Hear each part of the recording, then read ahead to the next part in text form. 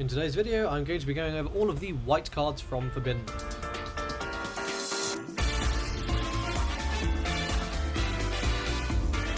Okay, so let's get started. Now, we will begin as we usually do with all of the base minions. So first we've got Jin. So let's have a look at Jin's spells. First, select one of your minions to receive 100 BP and research, then add the level 2. The level 2 is all of your white minions receive 200 BP and then add the level 3. And the level 3 is all of your white minions receive the following effect. When attacking, select one of your opponent's minions. That minion will be put into the active state and must block during this battle. So overall, I'd say this is really strong. Giving something research for one is really good.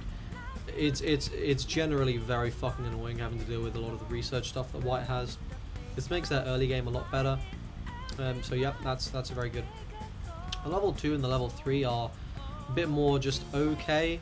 They're a bit less special. They're not doing so much. Buffing everything by 200 BP is pretty nice.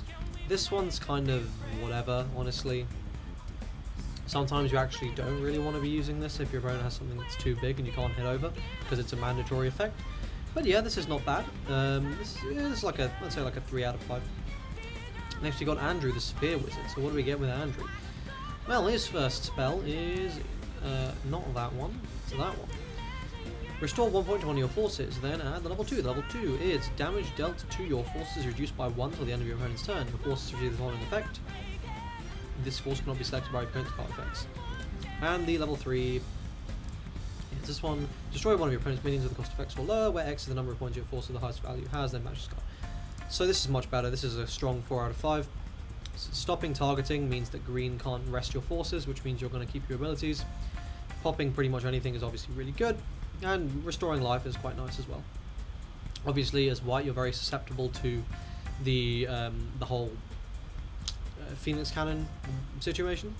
So having access to a spell that goes no you can't, it's actually really good, because your opponent will be very much telegraphing that the next turn is about to be a Phoenix Cannon because they need 2 battle spirits in base. You can just play this when you need to, and if you've got a couple of them you can keep your forces going for quite a long time. So very good, and I see that being played in white for quite a while. Next we've got the base minion chain here with the Moonlight Baron. So let's have a look at the levels. The first one you get is Northern Beard. When blocking, change one of your neutral mana that is not a minion into a core. So this is actually pretty good. It's kind of easy to deal with, because you can, like, it's susceptible to pretty much every form of removal in the game. But also, like, it kind of incentivizes you just letting it die, which is quite good. In basically just, you know, it's good. It's a cheap blocker. It's going to help deal with opponent's early aggro, and it rewards you for blocking. So yeah, it's good. The next one is this guy. So we've got the Moonlight Dragon Strike Seaworm, cost reduction white on your opponent's turn. Whenever one of your opponent's minions attacks, this minion enters the active state. That is already very good. And when boosted, return one of your opponent's neutral minions to their hand. So this when boosted ability is probably not going to happen so often, but it can be very useful. And it's specifically useful against things like the Knight that stops your mana restanding. That can be quite useful. But the main thing here is you boost this, it becomes like a 900 or 1000 BP thing that constantly restands whenever your opponent attacks. That's hard to deal with. Your opponent needs to have something big, and generally speaking that's kind of what is gatekeeping top decks, really, because top decks can deal with this, whereas stuff in the lower tiers like tier 2, is just going to struggle a bit against white. But white's not super prevalent in the format, so not that big a deal. But yeah, this is good. And then the final one is this thing, which whenever one of your opponent's minions attacks, is the active state, and when boosts from a brave, this minion cannot be selected as a target for your opponent's card effects. Honestly, you tend, like, that's not what you're going to be playing. When you get to that level of mana, you're going to be going for Woden, who we'll talk about later. But yeah, this chain is very strong, 4 out of 5, really important for the Battle Spirit white. Here we've got Yuki Momosit. Base, when placed, change one of your neutral mana that is not a minion card into a core, then select one of your minions belonging to the Battle Spirit class to receive the research effect. This is okay. It's fine. I'd say this is like a 3 out of 5. It's passable. I don't know that you'd run it. You have quite a lot of good base minions in white. Here we've got Hawkbreaker. At the end of your turn, this mana is the active state, worthless because you're running Phoenix. So I mean, yeah, like 2 out of 5. The only justification here is if your Phoenix dies, but it won't. And the Beast Armor Mega Bison. this minion cannot be put in. So when you boost, this minion cannot be put into the rest state by opponent's card effects. Cannot be destroyed by opponent's card effects. This is really good. It's good enough that you run it in the other Battle Spirit decks. So yeah, 4 out of 5, very strong. Okay, we got Zenonzard. On your opponent's turn, this minion cannot be destroyed by opponent's card effects, which is quite nice. And passive, this minion enters the rest state when it moves to base. So generally, again, this is just another blocker. It's just another thing to just drop on the board to hope to sort of start getting your cost reductions going. And just build a board and there's like, you know, mana excel and stuff. It's pretty good. And we've got Equal Buggy. On your opponent's turn, all your other red and white minions gain 100 BP, and this minion enters the rest state when it moves to base. This is fine. Again, it's just one of those things that you're like, it's just giving you early game basically. It's not super good, but you do run them. So yeah, like again, 3 out of 5.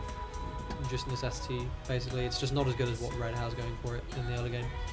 2 costs, Magician of Machinus. On your opponent's turn, this minion cannot be selected as target for your opponent's card effects. 2/1. It's fine. It's got the android synergies, but yeah, again, 3 out of 5. Kicking a Swan Mark II. When someone changes one of your neutral mana that is on a minion to a core, and based on treating set one of your minions belong to the Battle Spirit class to receive 200 BP. Again, fine. Buffing the BP is quite good. You know, being able, like, if you play this, it's valuable later on in the game because you can buff your super big things. That basically means your opponent is just not going to be able to hit over them. But again, it's just not really doing anything exceptional. 3 out of 5, it's fine. It's early game, it's fine. Gadfant. On your opponent's turn, this minion cannot move, so this is basically to do with blue, pretty much, I think. But yeah, again, nothing special really. 3 cost 3/1. When summoned and when boosted, draw 1 card, then discard 1 card from your hand. The discard makes this pretty garbage, so yeah, 2 out of 5. The Hippo. When attacking and when blocking, this minion receives 100 BP, and on your turn, if you have a white mana belonging to the Aibo class in your base, whenever this minion wins a battle against another minion, deal 1 damage to your opponent's life. That's quite nice. It's a hunter, so there's synergy there, but again, it's just not really doing much. It's another just 2 out of 5. It's nothing really special. Here's our first really good cheat. Dolphin. When summoned, restore 1 point to one of your forces. So as I suspected, this is just straight up missing a whole part of the text for some reason. So what it says is, on your opponent's turn, whenever this minion wins a battle against another minion with a cost of 2 or lower, this minion enters the active state, which is obviously a very powerful ability against super aggro decks like Red Golem, making this 4 out of 5 card. I don't know why it's just straight up missing text here. It's really weird. Right. Then we have got Invisible Cloak. Select one of your minions belong to the Battle Spirit class. That minion cannot be blocked for the duration of this turn. It's okay. It's not like it's okay. Like, it's fine. 2 out of 5. It's not really doing anything super special. The Sword Horse Granim. Chain Brave. When summoned, all your red minions and white minions belong to the Battle Spirit class receive a Resurge. So you're getting a draw off this if you played a Brave, and you're also giving everything Resurge. The issue is, there's not that much white stuff that you're giving Resurge to early. Like, there's better versions of this with the, like, Awakened Epic. So yeah, 2 out of 5. Team Armor. Main Flash. All your minions receive the following effect for the duration of this turn. This minion cannot be selected as a target for your opponent's card effects and cannot be destroyed by opponent's card effects. I think this is really quite strong. The issue is it sets you behind a little bit on tempo. So, you know, it's tough. I'm going to give it a 3 out of 5. It doesn't really see play. It's kind of janky, but it's good. It's a really good ability. It's, yeah, I mean, it's good. It's valuable. I'm sticking with 3 out of 5. We've done that. Silent Wall. None of your opponent's minions can attack for the duration of this turn. This is also quite good. I'd say this is also 3 out of 5. The issue is, obviously, it only deals with the stuff that is currently on the field. It doesn't, if your opponent summons new minions, this doesn't deal with that. So yeah, 3 out of 5, because your opponent has to attack once for you to get the flash timing, and they can summon new things. So it's okay, but it's, you know, it's not as good as it appears on a first glance. Mercenary of Machinus. When summoned, restore 2 points to one of your forces, and for each one of your forces spinning against 200 BP. I mean, no, 2 out of 5.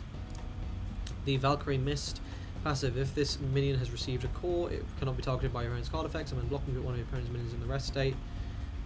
Would it be good if it had more than 300 BP? If this was like 500-600 BP, I think this would be quite good, but it doesn't, so it's not. 2 out of 5.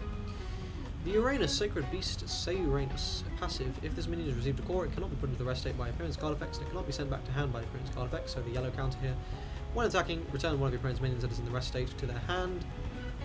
That's kind of good, but again, just not great. There's better versions of this stuff coming up, so like 2 out of 5 rather. 6/2 Audrey the Concealed Mech. When summoned, if you have 2 or more white mana belonging to the evoked class in your base, draw 1 card for each of your forces, so a draw 2 is quite good. Draw 1 is fine. Passive, all your white minions and neutral minions gain 100 BP and research. So I think this is pretty good. The issue with it is basically it's the fact that it's a 6 cost.